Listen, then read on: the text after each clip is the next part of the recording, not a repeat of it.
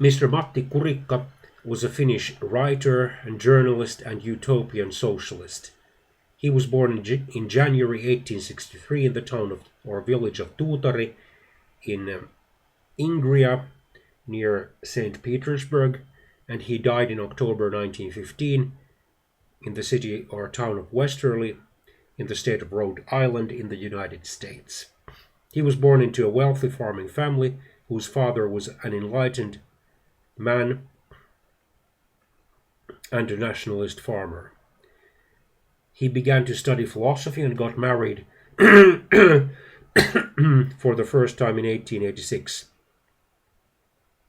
In 1888 he became the editor of the Viipurin Sanomat newspaper in the city of Viipuri or Viborg, now located in the Russian Karelia. He worked as the Laborer magazine editor from 1897 to 1899. He was attracted to the writings and philosophical notions of the famous Russian writer Leon Tolstoy. In 1899 he lectured in Helsinki to an enthusiastic audience of his dream about an ideal society.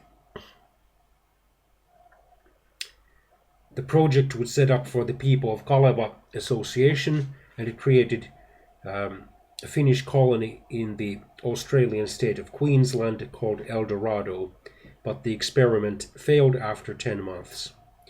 Mr. Kurikka moved to North America in 1900, and in November 1901, on the western coast of Canada, in the province of British Columbia, he and fellow Finnish utopian socialists bought the island of Malcolm,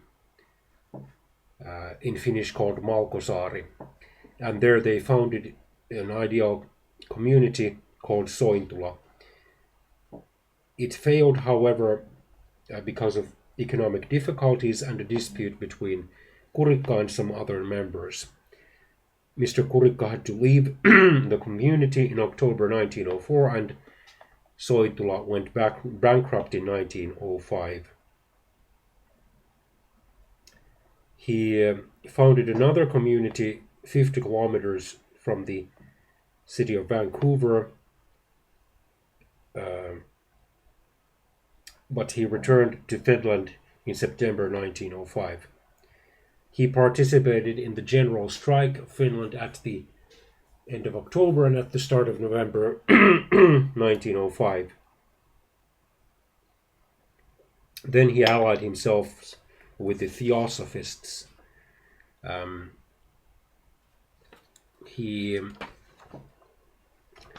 also served as an editor of a Finnish newspaper in New York and appeared in several books or published several books.